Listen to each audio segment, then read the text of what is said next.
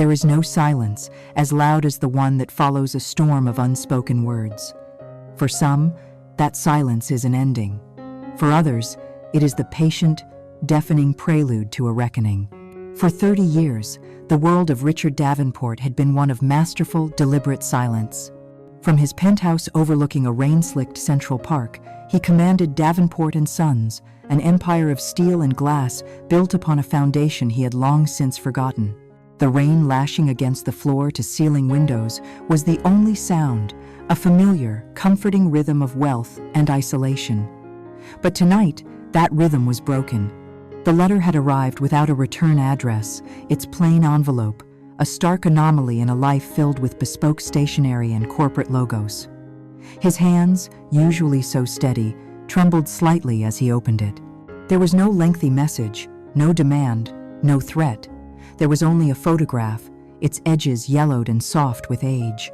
It showed a small boy, no older than 5, with eyes that held the weary gravity of an old man. He stood before the rusted, unforgiving gates of an orphanage, a faded sign above him reading Hope's End. Richard's breath caught in his throat. He knew those gates. He knew those eyes.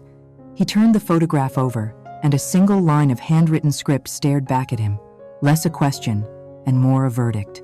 Did you ever wonder where the forgotten things go? A coldness that had nothing to do with the storm outside seeped into his bones. A memory, a ghost he had buried 3 decades ago under layers of success and willful ignorance, refused to stay dead. This was not the gentle haunting of regret. It was the sharp, cold accusation of a debt coming due. At that very moment, across the city, the name Alexander Sterling was being whispered with a mixture of awe and terror on the floors of Wall Street. A phantom billionaire, whose past was a complete mystery, was waging a surgical war on the real estate market, acquiring competitors to Davenport and Sons, constricting Richard's empire with methodical, inexplicable precision. Richard Davenport, a man who prided himself on knowing everything, did not yet know that the ghost in the photograph and the shark in the market were one and the same. He did not yet know that the silence he had curated for 30 years was about to be shattered by a voice he had paid the world to forget. To understand the storm that was Alexander Sterling, you must first understand the silence. Not the comfortable silence of a penthouse in the rain, but a much older, colder silence that began 30 years ago. A silence born in the wake of screeching tires and shattering glass. Before that terrible sound, the world of 4-year-old Ethan Davenport was a universe of warmth and light, and its sun was his mother, Eleanor. She was the true architect of the Davenport name. While Richard was the face of the company, the glad-handing salesman who charmed investors, Eleanor was the visionary.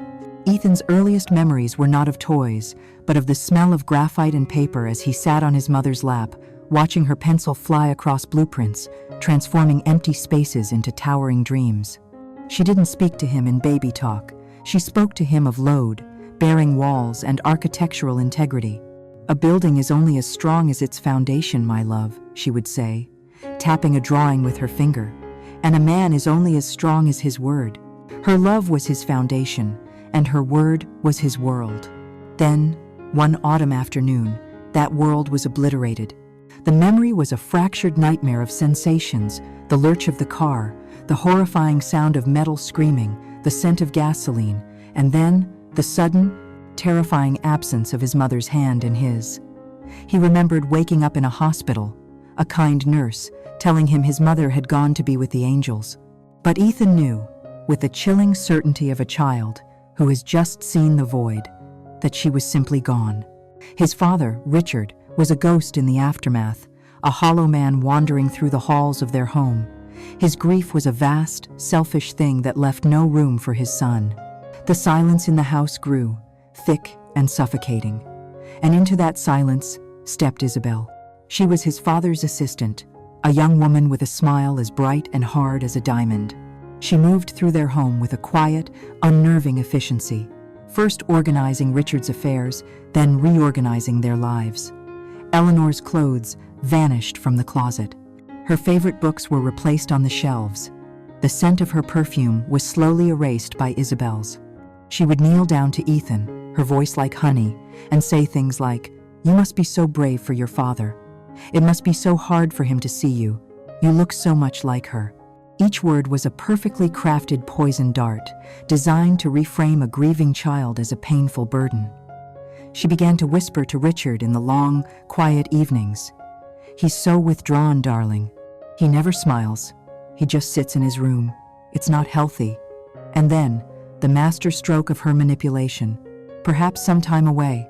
A special school, with professionals who can help him process his grief. "So you can heal too. We can heal together."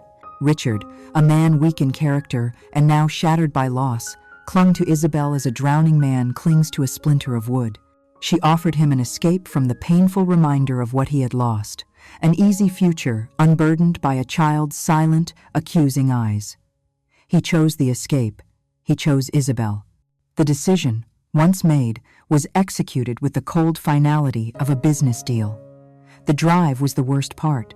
Ethan sat in the back of the family's black sedan, his small suitcase on the seat beside him. His father drove, his eyes fixed on the road, his jaw tight. He never looked in the rearview mirror. He never spoke, except to murmur that Ethan was going to a special place for a while, a place that would help him. Ethan, who had already lost his mother, knew he was now losing his father, and he didn't know why. They arrived at a set of imposing, rusted iron gates. The sign, "Hope's End Orphanage," was a cruel joke. Richard finally turned, but he wouldn't meet his son's eyes. He looked at the boy's shoulder, at his ear, anywhere but into the face that was a perfect mirror of his dead wife's. "Be a good boy, Ethan," he said, his voice thick and strange. Those were the last words his father ever spoke to him. A stern-faced woman took Ethan's hand, and he watched as the black sedan turned around and drove away, shrinking into the distance until it was just a speck, then nothing. The silence that followed was absolute. The world was told that the tragically fragile Ethan Davenport had succumbed to a broken heart and joined his mother soon after her death. It was a neat, clean story that allowed Richard and his new bride, Isabel, to begin their lives afresh, unburdened by the past. For Ethan, life became a lesson in survival. Hope's End was a crucible of neglect. The foundation his mother had spoken of was gone, replaced by the cold linoleum floors and the constant gnawing chill of a place without love. Warmth was a distant memory. Here, there was only the scratchy wool of thin blankets, the watery taste of thin soup, and the hardness in the eyes of the caretakers. He learned that crying brought you nothing but scorn. He learned that friendship was a liability. He learned to be invisible, to watch, to listen. In the cacophony of the crowded dormitory, surrounded by the whimpers and nightmares of other forgotten children, Ethan nurtured his own silence. But his was different. It wasn't empty. It was filled with the memory of his mother's voice, the image of his father's back, and a single burning vow that grew stronger with every cold night. He would not be forgotten. He would survive this. And one day, he would build his own empire, not on dreams, but on the rubble of the man who had thrown him away. The boy named Ethan Davenport was being erased, and in his place, a foundation of pure, unyielding resolve was being laid, waiting for the architect of vengeance, Alexander Sterling, to be born. The gates of Hope's End did not open for Ethan. He unlatched them himself one moonless night at the age of 16. He slipped into the darkness not with the fear of a runaway, but with the grim determination of a prisoner staging his own liberation. The world that met him was no kinder than the one he had left. It was a blur of hostile streets, biting winds, and the gnawing, constant ache of hunger. He became a ghost in the city, washing dishes in greasy diners, hauling trash in the pre-dawn cold, sleeping in bus stations and homeless shelters. But unlike the others lost in the shuffle of urban despair, Ethan possessed a terrifying clarity. He wasn't just surviving, he was observing. He read, discarded newspapers, devouring the financial sections with an intensity others saved for a hot meal. He learned that the world ran on a language of numbers, a language he was preternaturally gifted at understanding. The city was a brutal teacher, but Ethan was a dedicated student, and the lesson was simple. Power was the only thing that mattered. His sanctuary was the public library, a warm, quiet haven where he could read for hours, building an education for himself one book at a time. It was there, amidst the scent of aging paper and floor wax, that his life took its irreversible turn. He was reading a dense volume on market theory when he overheard two men at a nearby table arguing over a stock portfolio. One of them was Julian Ashworth, a man in his late 70s with eyes that, despite his frail frame, still held a sharp, analytical glint. Julian's friend was advocating for a panicked sell-off in a volatile tech market. Quietly, without looking up from his book, Ethan spoke. "You sell now, you're selling on fear, not data. The underlying technology is sound, the panic is emotional." The men fell silent.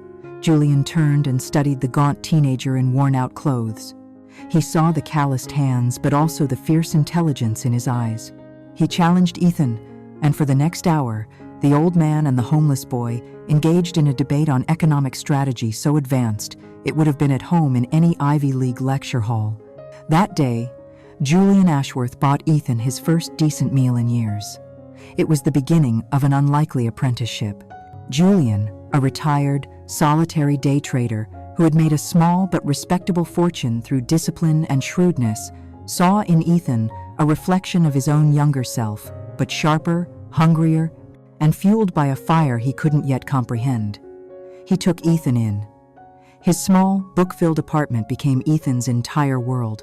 For the next 5 years, Julian didn't just teach Ethan how to trade stocks. He taught him how to think. He taught him history, philosophy, art, and the subtle theatrics of the upper class. They played chess for hours, with Julian explaining how every match was a lesson in strategy. "Don't just see the move in front of you," Julian would say, tapping the board. "See the 3 moves that follow. See the opponent's entire game. And this rage you carry, this furnace inside you. It's a powerful engine, but without a skilled driver, it will burn you alive. You must learn to make the engine run cold." It was Julian who insisted on the creation of a new identity. "Ethan Davenport is a ghost," he explained, "a victim. Ghosts can haunt, but they cannot build. You need a name of substance, a name with no past, no baggage, a name forged, not inherited." And so, Alexander Sterling was born. Alexander, the conqueror. Sterling, a mark of quality and strength. Ethan shed his old name like a snake sheds its skin, and with it, the last vestiges of the helpless boy left at the orphanage gates. He learned to wear a tailored suit, to distinguish a Bordeaux from a Burgundy, to speak with a quiet authority that commanded attention. He was no longer a victim. He was a construct, a weapon being meticulously crafted for a single purpose. When Julian passed away peacefully in his sleep, he left Ethan a letter and his entire life savings. It wasn't a king's ransom, but it was enough. It was the seed. The letter was short. "I have given you the tools, my boy. Build a better world than the one you were given. And remember, the best revenge is not to be like your enemy." Ethan read the last line and understood his mentor's final lesson. He would not become like Richard Davenport, weak and ruled by others. He would become his own creator. With Julian's seed money as his initial capital, Alexander Sterling went to work. He was relentless, a force of pure, focused ambition. While the world slept, he analyzed markets in Tokyo and London. He saw the dot-com bubble forming and invested in the infrastructure, not the hype. He got in early, and more importantly, he got out at the perfect moment, multiplying his initial stake 100-fold. He poured that money into emerging technologies and distressed real estate, buying up assets that others, in their fear, had discarded. He built his empire in silence and shadow. There were no lavish parties, no flashy cars, no public appearances. He became a myth on Wall Street, a name on a screen that was always on the winning side of a trade. His reputation grew as an enigma, a brilliant mind with an almost supernatural ability to predict the market's next move. Every dollar he earned was another stone in the foundation of his revenge. Every successful deal was another bullet in the magazine. He never allowed himself the luxury of enjoyment, of comfort. The fire Julian had warned him about was now perfectly controlled, burning with a cold, blue, efficient flame. Years passed. The boy who had shivered in a homeless shelter now commanded billions.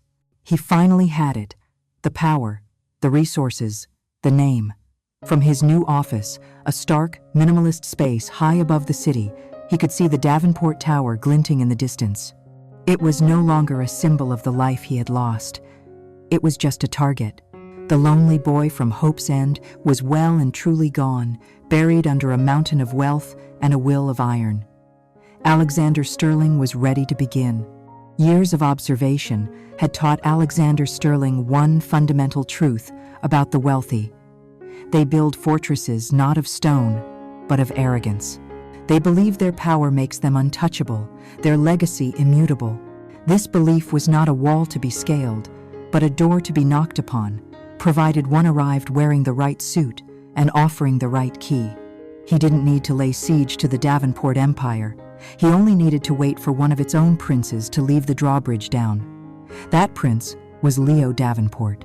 Leo, the golden son, the heir apparent, was a man drowning in the shadow of a father he could never please and a legacy he never earned. Desperate to carve his own name into the New York skyline, he had poured an obscene amount of the company's capital into his vanity project, the Elysian Tower, a hyper-modern luxury condominium designed to be the jewel of the city.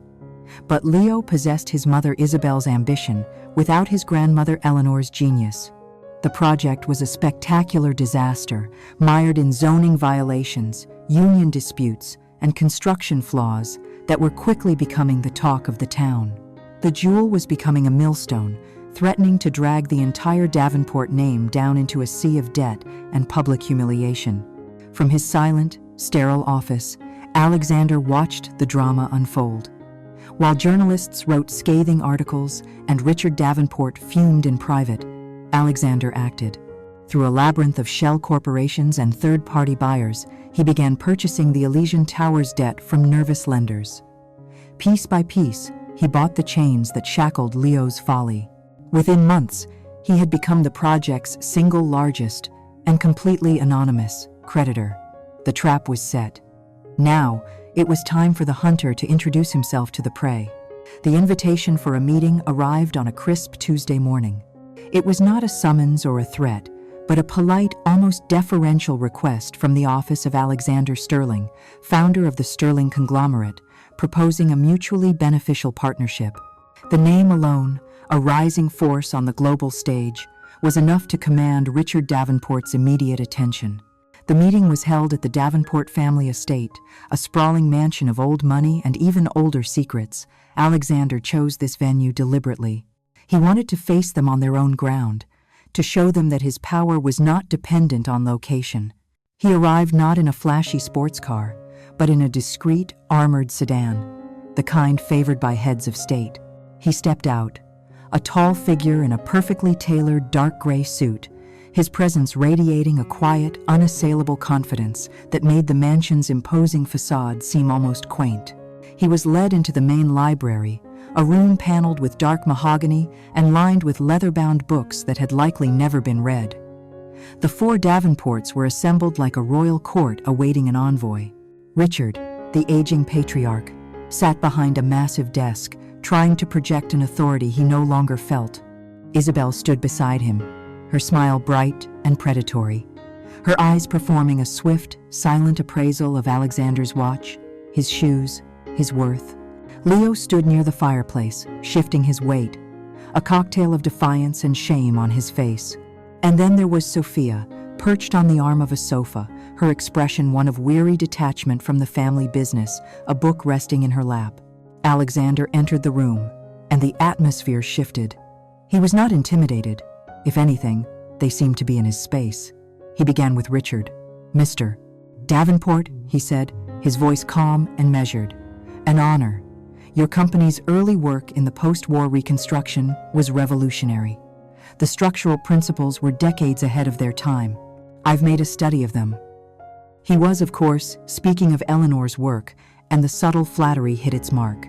Richard, starved for a reminder of his family's former glory, visibly straightened. He then turned his attention to Leo, who braced for an attack. Instead, Alexander offered a disarming nod.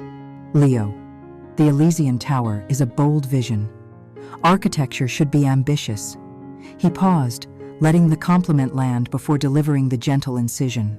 The financial architecture underpinning it, however, exposed it to certain market volatilities, a common oversight in projects of that scale.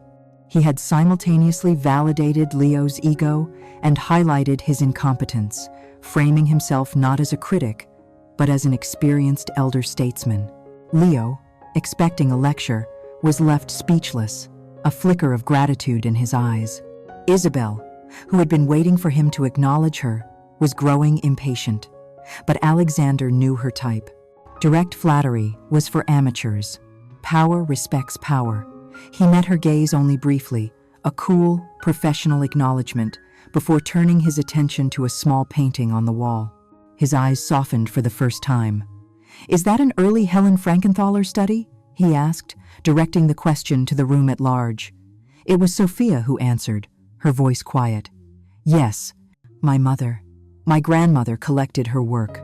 Alexander looked at Sophia, truly seeing her for the first time. "Her use of color," he said simply. It was like she was painting emotions, not just canvases. In that moment, he ceased to be a businessman to her. He was someone who spoke her language, a language of art and feeling that was alien in this house of transactions. A small, almost invisible thread of connection was spun. Having masterfully set the stage, he laid out his proposal. He explained that he now held a controlling interest in the Elysians' debt. He could, he stated plainly, force a bankruptcy and acquire the project for pennies on the dollar. He let that threat hang in the air for a heartbeat before offering the alternative. "But I did not build my company by tearing down legacies, Mr. Davenport. I build things." He proposed to absorb the entire debt and inject the necessary capital to see the project to completion. He would save the Davenport name from public disgrace. In return, he asked for a 40% stake in the Elysian project itself and a temporary, advisory seat on the board of Davenport and Sons, purely to ensure the synergy of our new partnership. The terms were stunningly generous, too generous.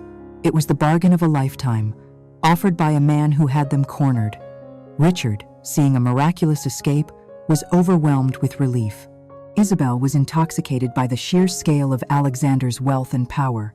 An alliance with him would elevate their social standing beyond measure. Leo felt nothing but profound gratitude to the man who was saving him from ruin.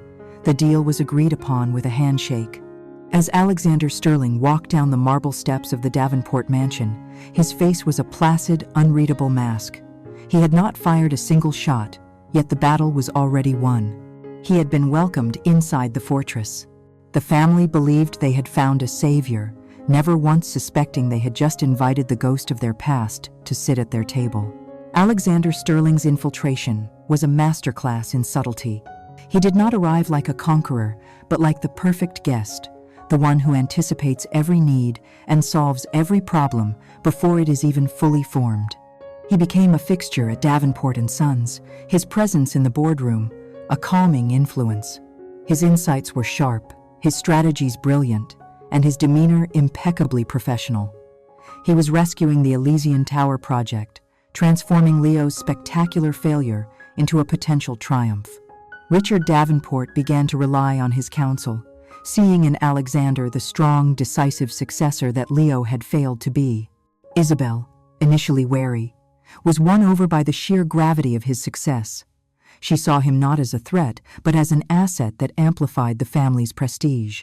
Even Leo, after the initial sting of his rescue, found himself looking up to Alexander, naively believing the billionaire was mentoring him. Alexander was patient. He knew that a direct assault on a fortress only strengthens its walls. The true path to victory was to rot the structure from within, to make the inhabitants tear it down with their own hands. Under the guise of a full partnership integration, Alexander's own team of forensic accountants, men who could find a single misplaced comma in a mountain of ledgers, were given full access to the Davenport books. They were not looking for a fatal flaw. They were looking for a hairline crack, a pre-existing weakness in the family's moral foundation. They found it, as he knew they would, nestled within the expense accounts of the marketing department. It was a discretionary fund, a slush fund by any other name, managed directly by Leo but authorized and routinely replenished by Isabel. For years, it had been used to finance a lifestyle far beyond Leo's official salary, covering everything from lavish client dinners that never happened to quietly settled gambling debts from trips to Monaco. It wasn't enough to bankrupt the company, but it was a clear pattern of deceit, a festering pocket of entitlement and corruption. It was perfect. Alexander chose his moment carefully.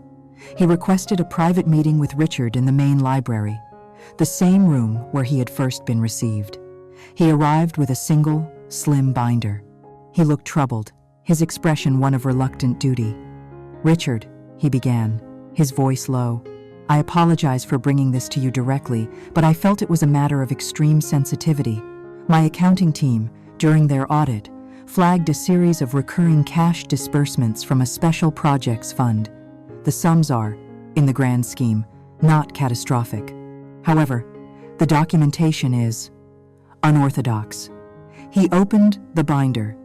Inside were neatly organized spreadsheets, columns of dates and sums and destinations. There were no names, only codes and account numbers.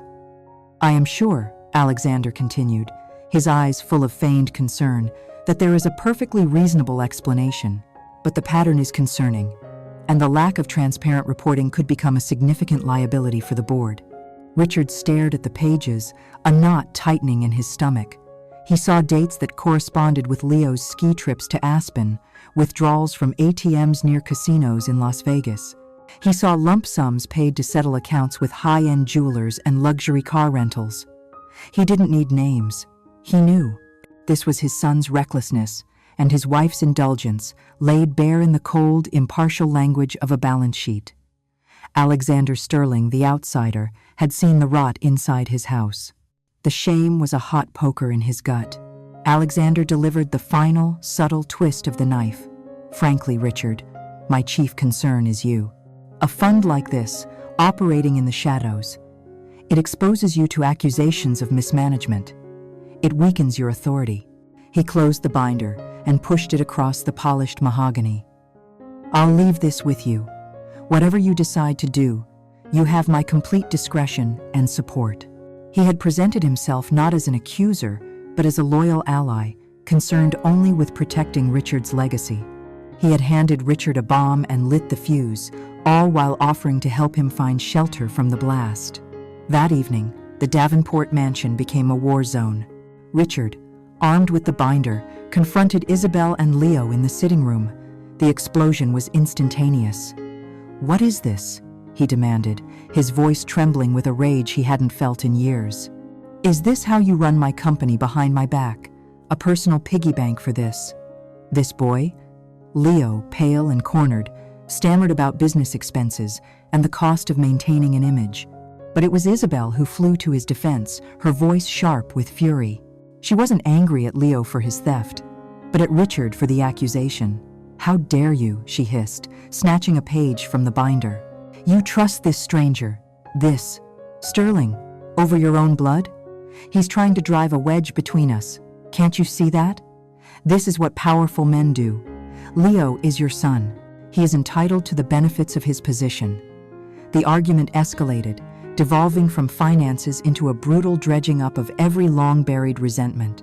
Richard accused her of spoiling Leo into incompetence. She accused him of being a weak, paranoid old man who was jealous of a younger, more dynamic force like Alexander.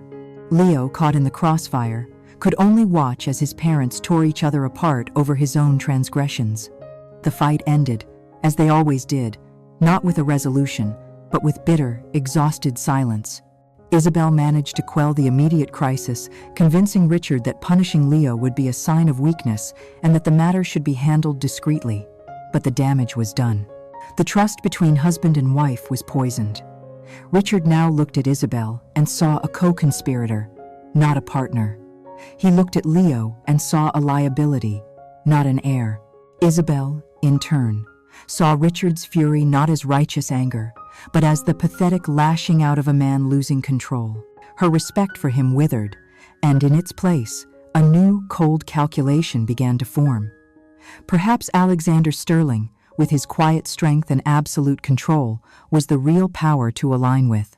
From his penthouse miles away, Alexander reviewed a one-line encrypted text from his assistant. Phase 1 complete. The foundation is cracked. He felt no triumph, no glee. There was only the cold, quiet satisfaction of a complex equation being solved. He had thrown a single stone, and the family, as he knew they would, had begun to shatter. In the wake of the confrontation, a frigid silence settled over the Davenport household. The family, once a unit bound by wealth and name, had become a collection of resentful individuals sharing a roof. They moved through the grand rooms like ghosts, their conversations clipped and functional, the unspoken anger a palpable presence in the air. This fractured landscape was precisely the environment Alexander Sterling was engineered to exploit. He understood that to dismantle a structure, you must first become its most essential pillar, the one thing holding all the broken pieces together. He began to systematically and masterfully make himself indispensable to each of them, on their own terms. His first and most delicate project was Sophia. He knew that the currency of power and finance held no value with her. Her world was one of color, texture, and unspoken emotion. He found her in her art studio, a converted conservatory at the edge of the estate, a space filled with the scent of turpentine and the raw energy of her canvases. She was wary of him, another man in a suit intruding upon her sanctuary. He ignored the business of their family entirely. Instead, he walked slowly through the studio, truly looking at her work. He stopped before a large, tumultuous painting of deep blues and violent slashes of white. "It feels like a storm at sea," he said quietly, not looking at her, but viewed from underneath the waves. Muffled, but powerful. Sophia, who had been bracing for polite, empty compliments, was stunned into silence. He understood. He saw what she was trying to convey without her having to explain it. That was the beginning. Alexander became her silent champion. He didn't just offer money, he offered respect and understanding. He learned that her dream was to have a solo exhibition, a dream her family had dismissed as a frivolous hobby. Alexander made it his mission. He used his immense network not to buy her a show, but to earn her one. He introduced her work to a discerning gallery owner in Soho, a woman known for her impeccable, unbuyable taste. He arranged for influential critics to visit her studio privately. He never took credit. He always framed it as, "I know someone who would appreciate your talent," or "Your work deserves a wider audience." When her exhibition opened to a packed gallery and rave reviews, Sophia was radiant. In the midst of the celebration, her family offered clumsy congratulations, but it was Alexander she sought out. Standing beside him, she felt a profound sense of gratitude and kinship. "No one has ever believed in me like this," she confessed, her voice thick with emotion. "You feel like the brother I never had." Alexander simply smiled, a carefully controlled warmth in his eyes. The mask of the supportive brother was now perfectly fused into place. For Richard, Alexander played a completely different role. The aging patriarch, now deeply insecure about his legacy and suspicious of his wife and son, was a man adrift. Alexander became his anchor. Their late-night meetings in the library became a regular ritual. Over glasses of scotch older than Leo, Alexander would gently guide the conversation back to the company's founding principles. He spoke of Eleanor, not by name, but by her ethos. "A company like this needs a long-term vision, Richard. Not just chasing the next big deal. It's about building things that last, things with integrity. That's the foundation that was originally laid." He presented Richard with a meticulously researched 20-year strategic plan, a vision that was stable, powerful, and emphasized sustainable growth over the flashy, high-risk ventures favored by Leo and Isabel. The plan was brilliant, and it had one other subtle, crucial element. Leo was given a ceremonial, powerless role, while the key strategic decisions were to be handled by a new executive committee, chaired by Richard, and advised directly by Alexander. He was offering Richard a way to secure his legacy, protect it from his own family, and quietly pass the reins of real power to the one person he now trusted, Alexander Sterling. Even Leo was brought into the fold, though his seduction required a different kind of artistry. Leo was a creature of ego, and since the expense account scandal, that ego was bruised and raw. Alexander didn't coddle him. He treated him with a kind of tough, demanding respect. He gave Leo a tangible, high-pressure role, managing the final construction phase of the Elysian Tower. He would call Leo at all hours, demanding updates, challenging his decisions, forcing him to be accountable. But in public, and most importantly in front of Richard, he praised him. During one board meeting, while presenting a stellar progress report, Alexander made a point to stop and say, "And I have to commend Leo.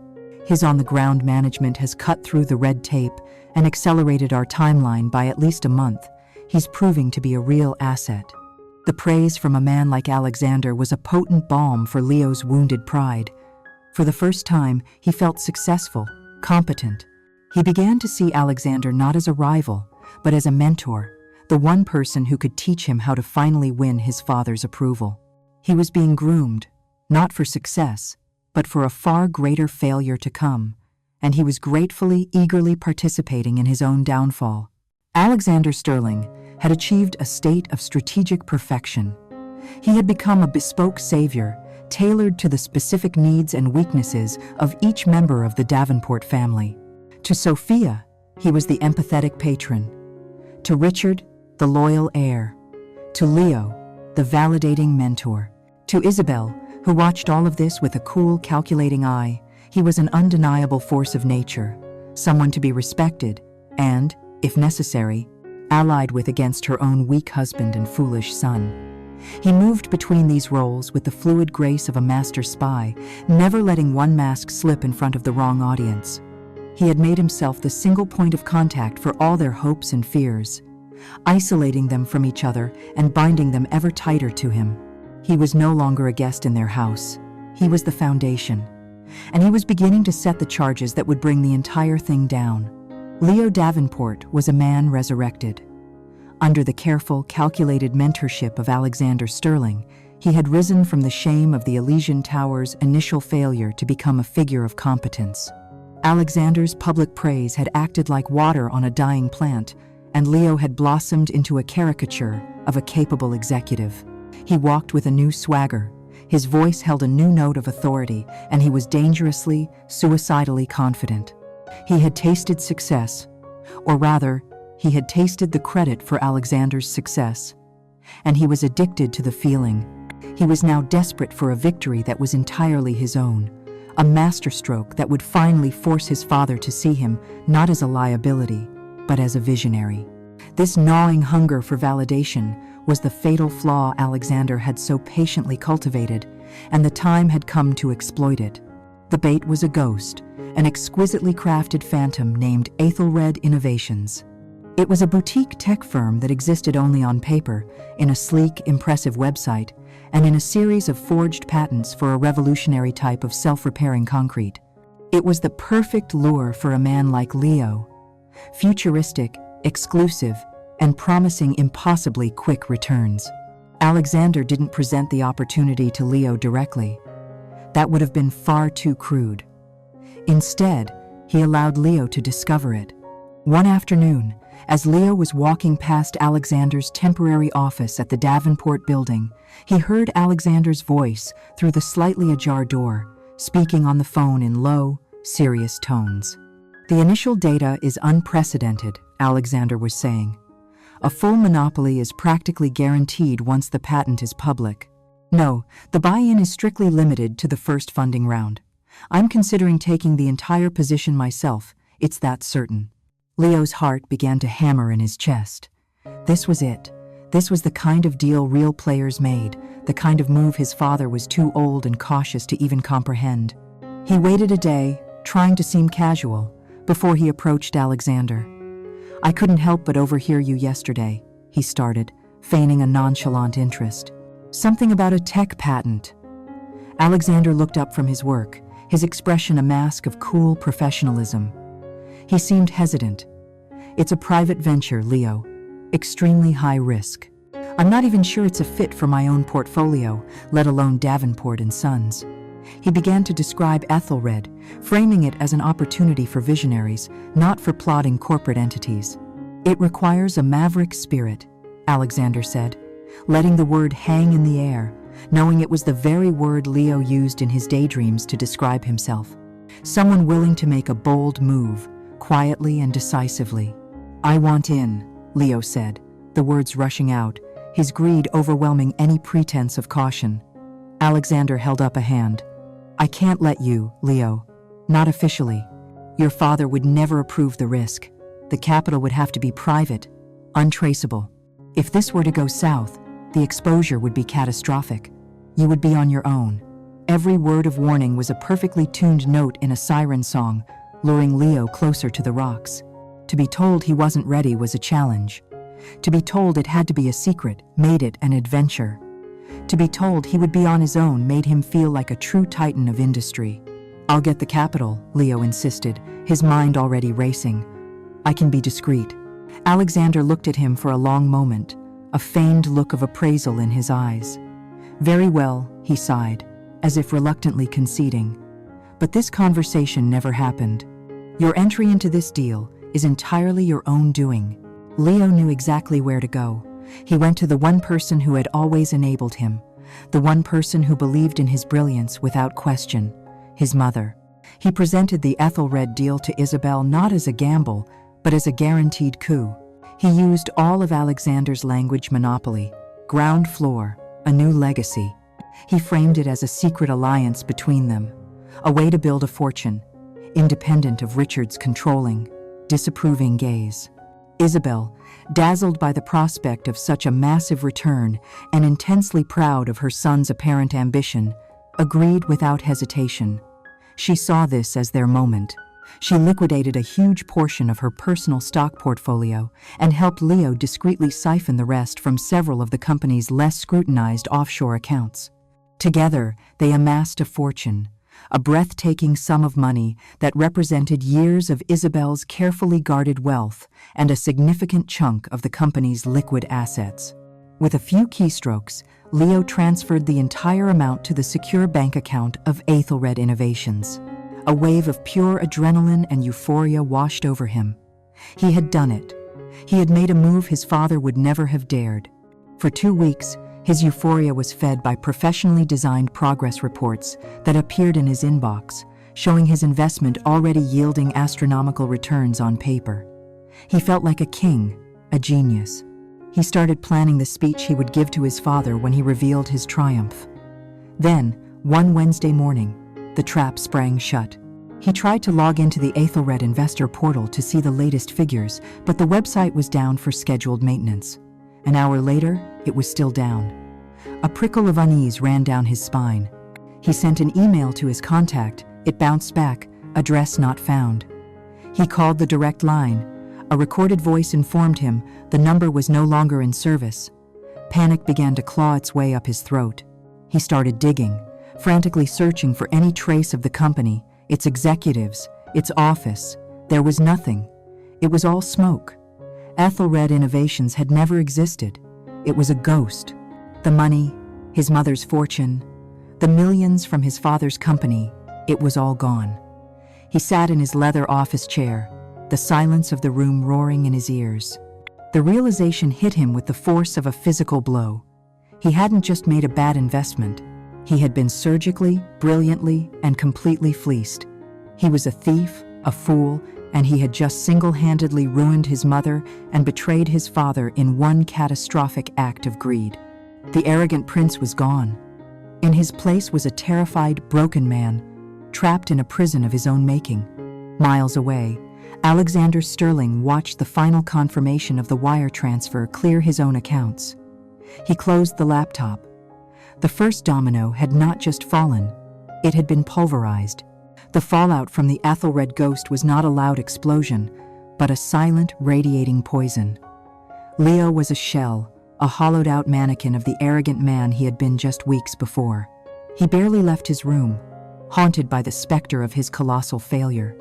But it was Isabel who truly understood the depth of the abyss they were in. Shock curdled into a cold, visceral terror. This was not just a loss, it was a loaded gun. Her personal fortune, the bedrock of her independence, had evaporated. Worse, she was now an accomplice to a massive corporate embezzlement, orchestrated by her own fool of a son. She couldn't tell Richard. His rage would be biblical. He would disown Leo, divorce her, and leave them both with absolutely nothing. For the first time since she had clawed her way into the Davenport dynasty, Isabel was trapped, isolated with a secret so toxic it could dissolve her entire world. It was into this terrified silence that Alexander Sterling made his move. He didn't call Leo, he called Isabel. He requested an urgent and completely confidential meeting. His tone was grave, that of a trusted partner who had stumbled upon something terrible. They met in the sterile quiet of a private suite at a downtown hotel, a neutral ground where she felt even more disconnected from her power base. Alexander didn't waste time with pleasantries. He placed a tablet on the table between them, displaying a complex flowchart of wire transfers originating from their company's offshore accounts and terminating in a black hole of untraceable shell corporations. He had not yet mentioned Aethelred Innovations. He was letting her hang herself with her own silence. "Isabel," he began, his voice a low, sympathetic murmur. "My team uncovered a significant capital hemorrhage. It's been happening for weeks. It's sophisticated. The authorization codes are high level. Richard assures me he knew nothing of this. I, of course, did not. That leaves a very, very short list of people with the necessary access." He let his words sink in. He wasn't accusing her. He was presenting a puzzle and inviting her to see that she was the only missing piece. The blood drained from Isabel's face. The jig was up. Trapped, with the evidence staring her in the face, she did the only thing she could. She broke. The tears were genuine, tears of fear and self-pity. She confessed, painting a picture of Leo's ambition and a mother's misguided attempt to support him. She framed their crime as a tragic error in judgment. Alexander listened patiently, his expression not of condemnation, but of profound, thoughtful sorrow. When she was finished, he didn't recoil. He leaned in. "I see," he said softly. "You were trying to protect him, to give him the chance to build something of his own, a mother's instinct." In an instant, he had reframed her avarice as love, her conspiracy as maternal sacrifice. He validated her, forgave her, and in doing so, he owned her. "We have a serious problem, Isabel," he continued, his tone shifting to that of a co-conspirator. "Forget the money for a moment. If the board, or worse, if Richard finds out about this, the consequences will be unthinkable. He's not the man he used to be. The stress would break him, but not before his anger burns everything to the ground. He would destroy Leo. He would cast you out. The family name would be ruined by the scandal. He created a phantom enemy, Richard's temper, the board's scrutiny, and positioned them as allies against it. We, he had said. The word was a hook, and Isabel swallowed it whole. "What do we do?" she whispered, her voice desperate. This was the moment the true trap was laid. "We have one option," Alexander said, his face a mask of grim resolve. "We have to protect the core assets before the full extent of this loss is discovered and the creditors start circling. We have to insulate the family's remaining liquid wealth from the company's liabilities." He outlined a plan that was as daring as it was treacherous. He told her to begin systematically liquidating her and Richard's remaining personal assets, stock portfolios, bonds, art holdings, and transferring the funds to a secure, independent trust account in the Cayman Islands. An account he had already established. "It has to be completely firewalled from the Davenport name," he explained, the logic sounding cold and perfect in her panicked mind. "If it's in your name or Richard's, it can be seized. It has to be held by a neutral third party. It has to be in my name, Isabel. It's the only way to guarantee it's safe. A temporary measure, until we can ride out this storm." He was asking her to betray her husband, to gut their shared fortune and hand it to him for safekeeping. A sane, rational mind would have recoiled. But Isabel was drowning, and Alexander was offering her the only lifeboat in sight. Her fear of poverty was infinitely greater than her loyalty to her husband. She saw this not as betrayal, but as survival. She saw a way to preserve her wealth, her status, her very existence, even if it meant leaving Richard with an empty shell. More than that, Alexander's plan empowered her. He had called her weak husband emotional and her son broken. He had told her that only she was strong enough to do what was necessary. He was anointing her queen of a sinking ship.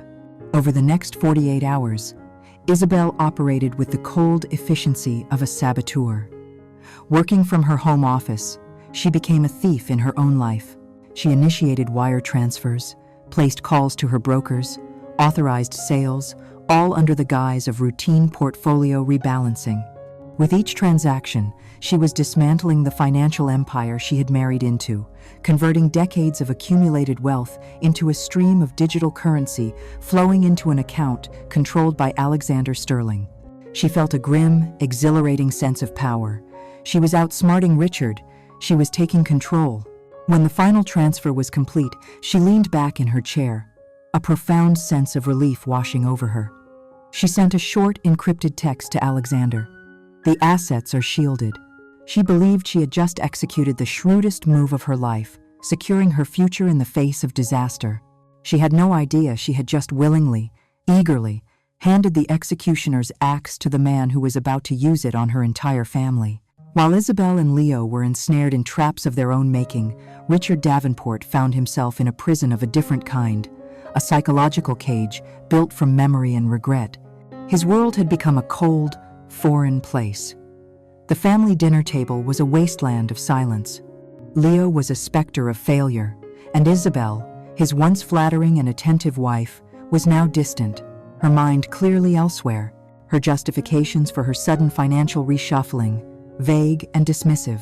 Richard felt the reins of his own life, his own company, slipping through his fingers. The one point of stability was Alexander Sterling, the brilliant, unflappable man who now essentially ran his empire. Yet, it was this very stability, this perfect, cool competence that began to unsettle Richard most of all. He felt like a ghost in his own life, and he began to feel that he was not the only one. The haunting began subtly. It was a collection of insignificant moments, of tiny, inexplicable echoes of a life he had long since buried. It started during a tense budget meeting. As Alexander scanned a complex spreadsheet, he began to hum quietly, a simple, melodic tune. It was an old lullaby, almost forgotten. Richard's head snapped up. His heart gave a painful lurch. Eleanor. Eleanor used to hum that exact tune to their son, to Ethan, as he drifted off to sleep. The memory was a faint, ghostly whisper, gone before he could fully grasp it. He looked at Alexander, but the younger man's face was a mask of concentration. A coincidence, Richard told himself. A bizarre, unnerving coincidence. But the coincidences began to accumulate. A week later, Alexander had a special blend of tea brought in for a long negotiating session, apologizing for his fussiness. "An old habit," he'd said. "A brand an old mentor of mine favored." The aroma of bergamot and lavender filled the boardroom, and Richard felt a wave of dizziness. It was Eleanor's tea, the exact obscure brand she had ordered from a small shop in London. He hadn't smelled it in 30 years, and now it was here, in this room, an aromatic ghost conjured by the man who was systematically taking over his life. Then came the words. During a strategic discussion, Alexander dismissed a rival's plan as a fool's errand. Richard froze. It was Eleanor's favorite phrase, a quaint, old-fashioned saying she used with affectionate disdain. He heard her voice, clear as day, overlaying Alexander's calm, measured tones. Each instance was a small, sharp shard of glass pressing into his conscience. He started watching Alexander, studying him with a paranoid intensity. He noticed the man's cufflinks one afternoon, custom-made pieces of subtle, brushed platinum. The design was an intricate knot, and at its very center, almost invisible to the naked eye, was a single, stylized letter, E. Eleanor. Ethan. The pressure in Richard's chest became a constant physical ache. He was sleeping poorly, plagued by disjointed dreams. Eleanor's laughter in their old garden, a small boy's hand clutching his, the rusted gates of Hope's End looming in the fog. He felt like he was losing his grip on reality. He had to know. He tried to confront Alexander, but his approach was clumsy, the question of a confused old man. "That tea, Sterling," he began one afternoon, trying to sound casual. "Where did you say you get it?" Alexander looked up. his expression one of polite curiosity. "A small importer in the city. Why? Would you like me to have some sent over?" The answer was so simple, so logical, it made Richard's suspicion feel like a symptom of senility. He was seeing patterns where there were none, weaving a ghost story out of tea leaves and old songs. He felt pathetic, yet the feeling wouldn't go away. The haunting felt real. Driven by a desperation that bordered on madness, Richard did what he should have done from the very beginning. He picked up the phone and hired Marcus Thorne, a private investigator of legendary discretion and ruthless tenacity. The instructions were simple and absolute. "I want to know everything about Alexander Sterling," Richard rasped into the phone. "Where he was born, who his parents were, what he ate for breakfast as a child. I want to know where he came from. I don't care what it costs. Dig until you hit bedrock." For 3 weeks, Richard waited, the suspense gnawing at him. Finally, Thorne requested a meeting. The investigator, a man who had unearthed the secrets of senators and kings, looked genuinely baffled. "Mr. Davenport," Thorne said, placing a remarkably thin folder on the desk. "I've been doing this for 40 years. I've never seen anything like it. There is no bedrock. Alexander Sterling has no past. His educational records are sealed under a private court order. There is no birth certificate under that name that checks out.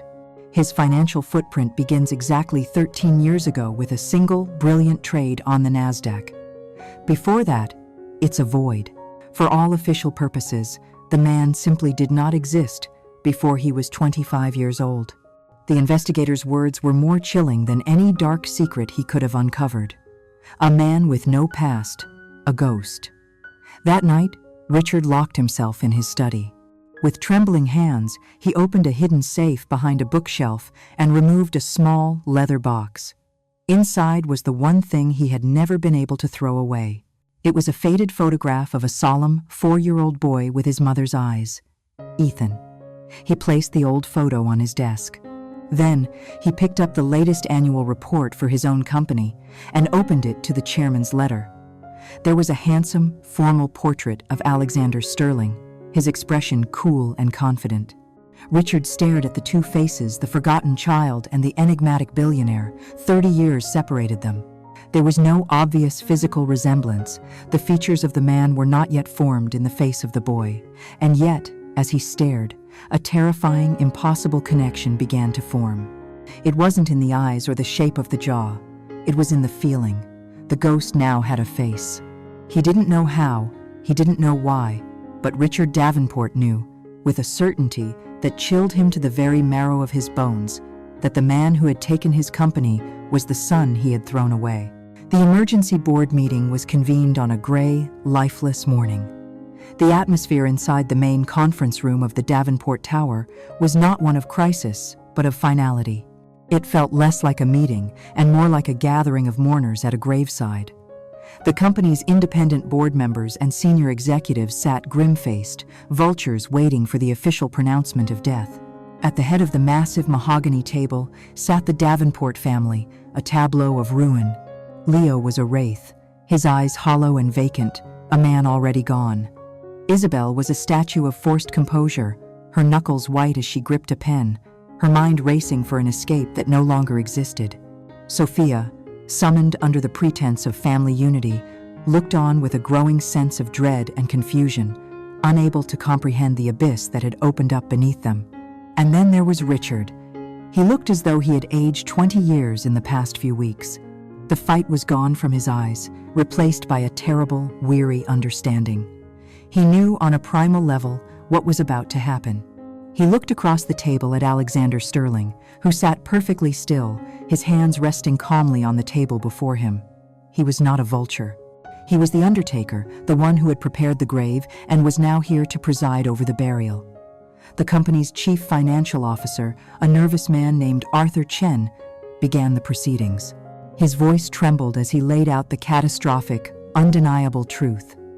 He spoke of liquidity crises, of massive, unexplained capital outflows, of cascading loan defaults.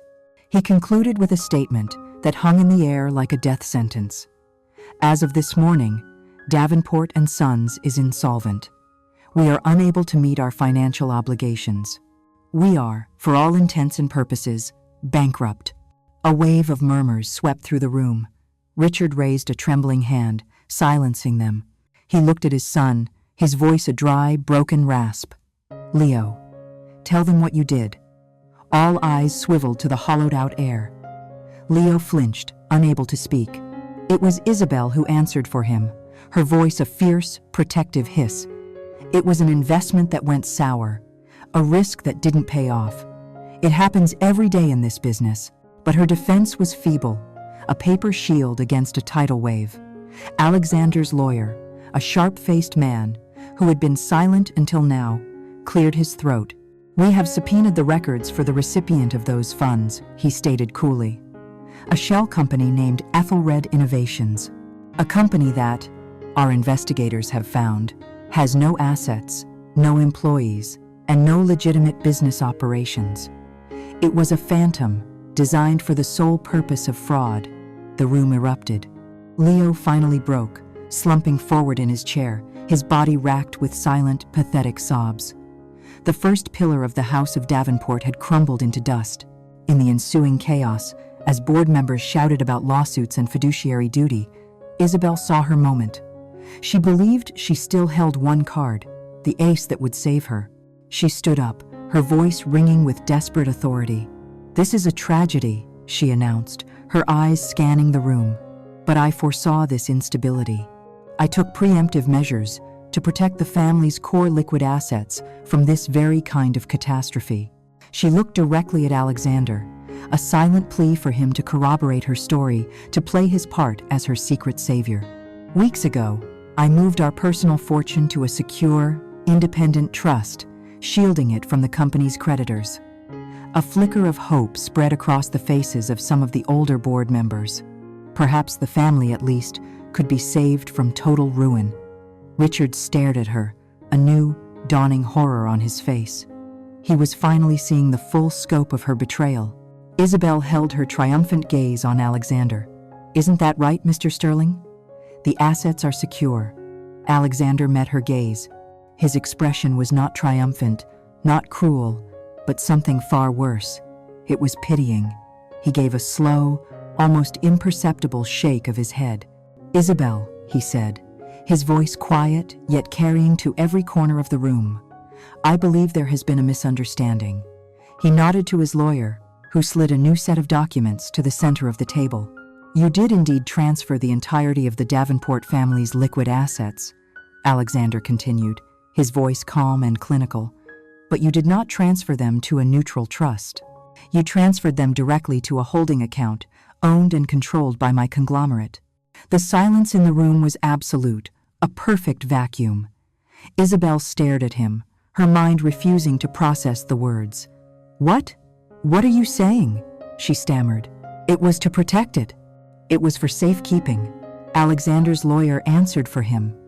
"The documentation, signed by Mrs. Davenport, frames the transfers as repayment for a series of high-interest personal loans.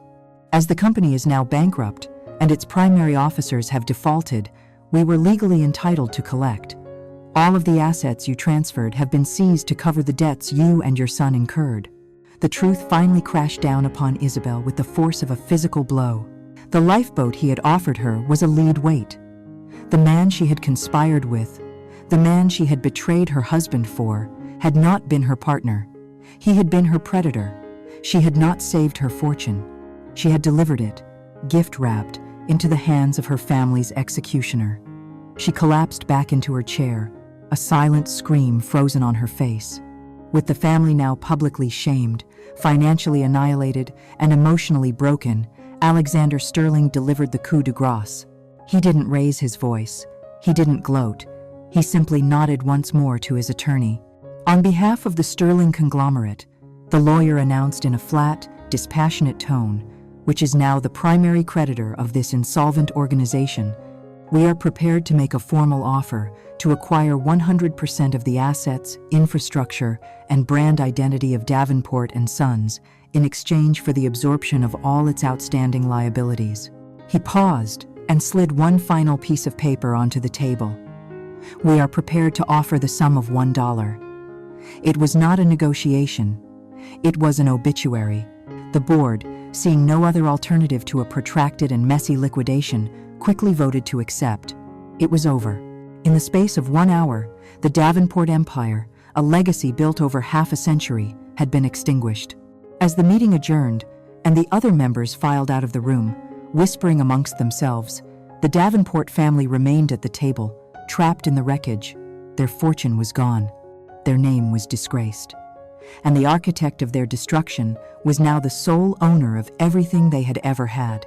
The board members and executives filed out of the conference room with the hushed reverence of people leaving a wake. They cast furtive, pitying glances at the family who remained, frozen in their seats around the vast, empty table. The door clicked shut, leaving the 4 Davenports and the man who had just dismantled their world in a profound, suffocating silence. The sounds of the city outside, the distant sirens and the hum of traffic, seemed to belong to another planet. In here, time had stopped. Isabel stared at the polished surface of the table, her mind a screaming void. Leo was slumped in his chair, his gaze fixed on nothing, his soul seemingly having fled his body. Sophia looked back and forth between her parents' broken forms and the calm, imposing figure of the man she had considered a friend, her heart pounding with a confusion that was rapidly turning to fear. Richard, however, was past fear. He was in the cold, still place that lies beyond absolute ruin. He looked at Alexander Sterling, and for the first time, he did not see a business rival or a financial predator. He saw the embodiment of a 30-year-old sin. Alexander did not leave. His lawyers had gone, but he remained. He rose slowly from his chair, his movements deliberate, his presence filling the room. He walked, not towards the door, but around the table, his footsteps, the only sound, each one a tick of a clock counting down to a final, terrible judgment. He passed Leo without a glance. He paused for a moment behind Isabel, who flinched as if his shadow had physically burned her. He continued until he stood behind Richard's chair. For a long moment, he said nothing. Then, he calmly reached down and unfastened the platinum cufflink from his left sleeve, the one with the single, stylized E at its center. He placed it on the table directly in front of Richard. It spun for a second before coming to rest, the letter glinting under the cold boardroom lights. The small piece of metal was a confession, a verdict, and a weapon, all in one. Richard stared at it, his breath catching in his lungs. This was it, the final, undeniable proof. He raised his head, his old, tired eyes meeting Alexander's cold, steady gaze. The question came out as a ragged whisper, the last gasp of a dying man. Who? Who are you? Alexander's lips curved into something that was not a smile. It was the unveiling of a truth that had been sharpened into a blade for 3 decades. You ask that as if you don't already know, he said, his voice no longer the measured baritone of a CEO, but something quieter, colder, and infinitely more dangerous. You ask that as if you don't remember a 5-year-old boy in a scratchy wool blanket sitting in the back of your car. You ask that as if you can't still hear the sound of gravel under your tires as you drove away and left him standing at the gates of hell. Sophia gasped, her hand flying to her mouth. Isabel's head shot up, her eyes wide with abject terror. No, she breathed. It can't be. Alexander's gaze flickered to her, and the coldness intensified. Oh, but at Island. Hello, Isabel. Did you think I would just disappear? A loose end so neatly tied up. A painful memory so easily discarded. He took a step forward, his eyes finally locking with Richard's. My name, he said, the words dropping like stones into the silence, is Ethan Davenport. The name, unspoken for 30 years, hung in the air, shattering the last illusions of the family. He was the ghost. He was the secret. He was the sin made flesh. I remember everything, Father, Ethan continued, his voice devoid of heat, which made it all the more chilling. I remember the lullaby my mother used to sing, the one I hummed in our first meeting. I remember the brand of tea she drank, the tea I served you last week, and I remember your last words to me. Be a good boy, Ethan. I have been a very, very good boy. I learned my lessons well in that place you sent me. I learned that kindness is a weakness. I learned that loyalty is a lie. And I learned that the only thing in this world you can truly count on is a debt being repaid in full. His gaze swept the table, addressing each of his tormentors. He looked at Leo, whose face was now slick with tears and sweat.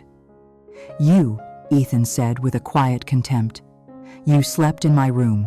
You wore the clothes that should have been mine. You squandered the inheritance that was my birthright, and you did it all with the unearned arrogance of a pampered fool. You are the living proof of this family's rotten core." He then turned back to Isabel, who was shaking her head in frantic denial. "And you, the architect of it all," the whisper in a grieving man's ear. "You didn't just want his money, you wanted his past erased. You wanted my mother's memory gone, and I was the last living piece of it. You buried a child alive to secure your position." Finally, he looked back at Richard, the object of his life's singular, burning focus. "All you had to do was be a father," Ethan said, his voice now trembling with a lifetime of repressed pain. "All you had to do was hold on to the son of the woman you claimed to love. But you were too weak. You chose her. You chose comfort. You chose this hollow, pathetic excuse for a life, and you threw me away like garbage. But I didn't die in that place. I didn't break. I endured. Every cold night, every empty meal, every moment of despair, I made a promise that one day I would come back. I wouldn't come back for your love or your apology. I would come back for everything." He gestured around the room, at the tower, the name, the legacy. "This was all built on my mother's genius and my stolen life. It was never truly yours, and now it's mine." He turned his back on them, on the shattered ruins of the family he had just obliterated. He walked towards the door, his posture straight, his purpose fulfilled. He did not look back. The door opened and then closed behind him with a soft, final click. In the boardroom, there was only silence. The silence of a tomb, where a family sat, finally and forever buried by the ghosts they had created. Victory is a quiet, lonely country. In the days following the fall of the House of Davenport, Ethan found himself the sole inhabitant of that country. He sat in Richard's former office, a vast space on the top floor of the tower that now bore his name, though no one knew it yet. The city sprawled beneath him, a glittering prize, but the triumph felt hollow, the silence in the room as heavy as the silence in his own past. He had executed his plan with flawless precision. His enemies were vanquished. But the fire of vengeance that had fueled him for 3 decades had been extinguished, leaving behind only the cold, gray ash of memory. He had won the war, but he felt no peace. It was into this quiet emptiness that Sophia came. She arrived unannounced, slipping past the new security, a ghost of the old regime. She did not look at him with fear or hatred, but with a profound, soul-deep sadness. She was not there to beg for her family's fortune, or to plead for their forgiveness. She carried a small, plain, wooden box. "I found this years ago," she said, her voice barely a whisper, placing the box on the massive desk between them. "It was in the attic, tucked away inside one of my grandmother's old trunks. I never understood what it was. I think now you're the one who is supposed to have it." Ethan looked at the box. It was simple, unadorned, made of dark cherry wood. He felt a strange sense of recognition, a faint, phantom memory of his mother's hands resting on it. With a feeling of cold dread, he opened the lid. Inside, resting on faded velvet, was a single, sealed envelope of heavy parchment and a small, silver locket. He opened the locket first. On one side was a tiny, perfect photograph of his mother, Eleanor. On the other, a picture of a smiling, happy infant, himself. Then, his hands trembling for the first time in decades, he broke the seal on the envelope. It was his mother's last will and testament, signed and dated just 1 week before the car crash that had taken her life. As he read the elegant, handwritten script, the entire foundation of his world, of his revenge, shifted. The 30-year-old crime was not what he thought it was. It was infinitely worse. The will was clear, simple, and legally ironclad. Eleanor Davenport, a woman of foresight who clearly harbored a deep distrust of her husband's weak character, had bequeathed her entire personal fortune, the foundational assets and patents that had been the true seed of the Davenport empire, and her controlling 51% stake in the company, not to her husband, but directly to her only child, Ethan. The assets were to be held in trust until his 25th birthday. The truth hit him with the force of a physical blow. His father and Isabel hadn't just abandoned him in a moment of grief and weakness. They had actively, criminally conspired to steal his birthright. They had hidden the will, declared him dead to the world, and built their entire glittering, fraudulent life upon his inheritance. His abandonment wasn't an act of cowardly convenience. It was the necessary first step in the greatest heist of their lives. And his mother's death, that suspicious accident, was now cast in a terrifying, sinister new light. It was no longer a tragedy, it was a motive. Ethan finally understood. His life's work, his cold and calculated plan of vengeance, had not been an act of destruction at all. He hadn't been a predator, tearing down another man's kingdom. He had been a rightful heir, returning with an army to reclaim his own stolen throne. Justice had been served, but it was a justice far deeper and darker than he had ever imagined. The fates of the other Davenports were a quiet, pathetic epilogue. Richard lived out his days in a small, remote town, a broken man haunted by two ghosts, the wife he had betrayed and the son he had lost twice. Leo, unable to cope with the utter obliteration of his identity, drifted into obscurity, a permanent resident of his own self-made hell. And Isabel, the architect of it all, faced a barrage of lawsuits from the new board of the Sterling Davenport Corporation. Stripped of every penny she had ever schemed for, she was left with nothing but the bitter, ironic reality that the man she had conspired with to ruin her husband was the very ghost she had tried to exorcise 30 years prior. Ethan now sat alone in his office, the silent king of his reclaimed empire. He held the small, silver locket in his hand, looking at the image of his smiling mother. He had his name back, he had his fortune, he had his justice. But the victory brought no joy. He could not bring her back. He could not reclaim the lost years, the cold nights in the orphanage, the aching loneliness of a boy who had to raise himself. He realized then that his mentor, Julian, had been right. The best revenge was not to be like your enemy. His was not to destroy, but to build. He would take this company, this legacy that was truly his, and build it on the principles his mother had cherished: integrity, vision, and a foundation of truth. The battle was over, but the work of healing was just beginning. Never underestimate the silence of a man who has endured too much. For when he finally speaks, his voice can shatter empires. Thank you for listening. Tune in next time for another story from the heart of the family.